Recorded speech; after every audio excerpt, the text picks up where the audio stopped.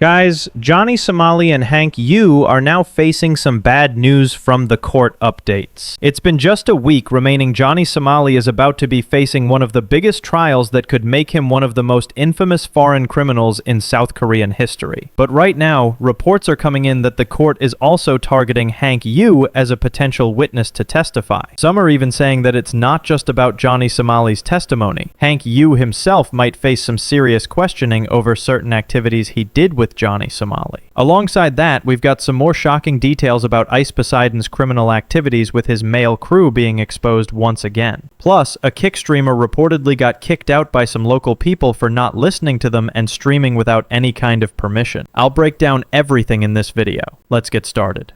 So as you already know, Johnny Somali's trial is coming up on October 29th, and if the court doesn't cause any kind of drama or delay, this could turn into Johnny Somali's biggest nightmare yet. The court has started taking serious action this time, as the maximum number of witnesses are expected to testify in this trial. That's definitely not a good sign for Johnny Somali. Also, as many of you remember, Johnny Somali's lawyer was extremely weak during the previous trial, due to a lack of solid evidence to prove his innocence. But now, after all this, we're starting to see some new developments. One post recently said, "Legal Mindset speaks on witnesses at Johnny Somali's upcoming court date, October 29th. Dalgoon is no longer the third witness. It may actually be Hank Yu." LM explains how having Hanky Poo as a hostile witness can actually help confirm information. So yes, you can even hear this directly from Legal Mindset, who has been covering every update related to this case. The next trial date is October 29th. It will be witness testimony. There will be 3 witnesses. Bong Bong. We know Bong Bong. We've talked about Bong Bong. She's in one of the deepfakes. There's another one with Youngman. And the third one, we thought it was Dalgoon. It's probably Hank Yu. It's probably Hank Yu. We made a little bit of a boo-boo there, and I did a correction. Once again, look at my whole point here. I'm not infallible. I make mistakes, but I correct them. That's the honest thing to do. Say, oh, I was wrong. Our information led us to believe this. Now we're pretty sure this. And I'm going to give a 90% certainty it is Hank Yu. And he will be called. It's not because he's snitching. I see the chat saying he's snitching. No, he probably is what's called a hostile witness. A hostile witness. So a hostile witness is somebody that is not there to tell a story. They're just there to verify facts. So what he has to do, what he's going to do is verify facts that the prosecution is going to bring up. I do not think he flips sides. I see you chat going crazy. It's what they call a hostile witness, meaning he's not going to be friendly. He might even try to get sassy. He might try to give like a not direct answer, or evade it. But really all he's there to do is say, hey, are you in this video or are you in this photo?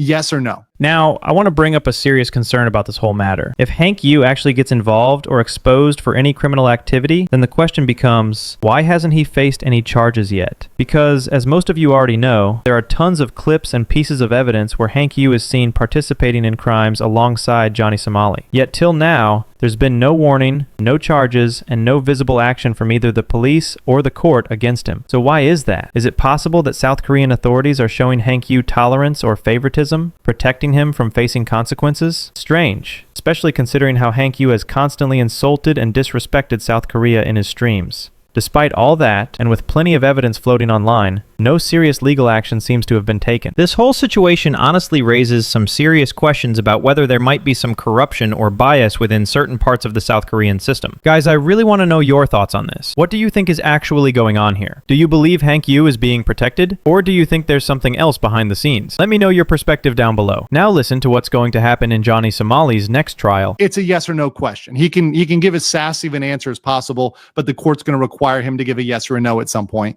and he's just going to have to give a yes or a no, and that's pretty much what the prosecution needs him for. Now, what may happen here, and what will be very interesting, is what does the defense do? Because the defense on cross-examination can treat it like a direct examination, meaning they can ask a bunch of questions. So what's be very interesting is if Hank gets asked a bunch of questions on the stand by the attorney for Ramsey, and that may open the door to the prosecution getting back up. So first it'll be the prosecution. They're going to ask very simple questions. Prosecution goes first. Then you have the defense, Ramsey's lawyer, and then the prosecution can get back up and direct, right? Ask more questions based on what the defense asks. So that'll be very, very interesting procedurally.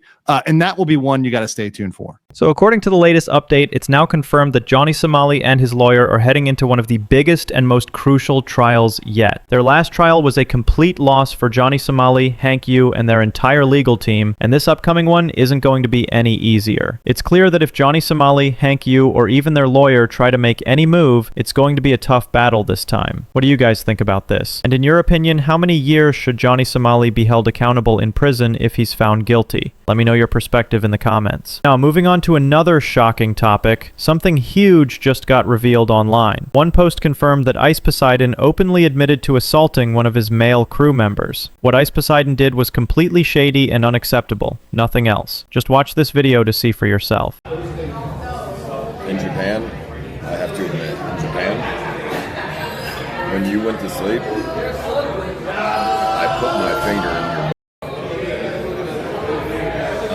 your many times.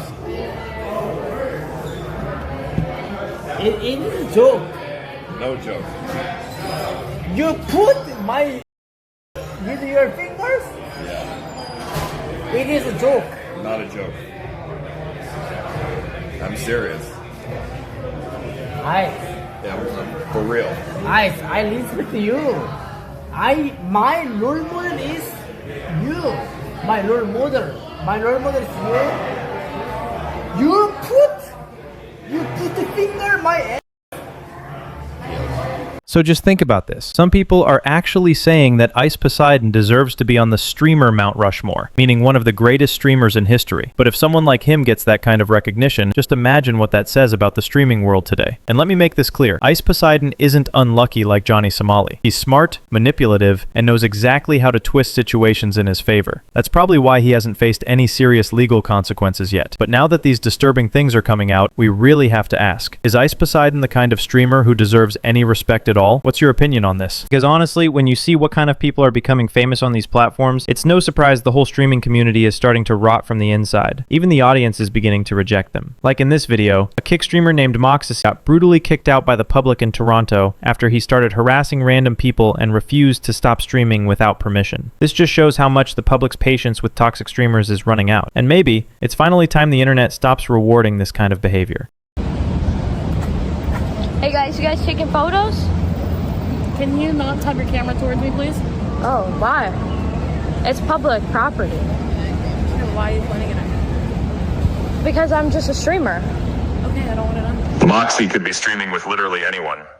I even have a fresh and fit appearance lined up for I don't her. know but why she you guys are continues getting mad. I was streaming just with seeing non-fans. what's happening here. Bro, get your camera off me. Why are you getting mad? Excuse me, Moxie. We want a Jeep mukbang. So if I were to get me off camera. Diss me.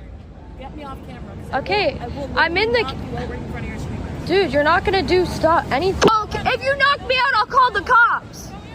If you knock me out, I'll call the cops on you, bitch. You in your pajamas. Me, I was I'm right about here. communication. Like I'm a Pisces. Stop. No, no, it's okay, it's okay. Stop. Bro, stop, bro.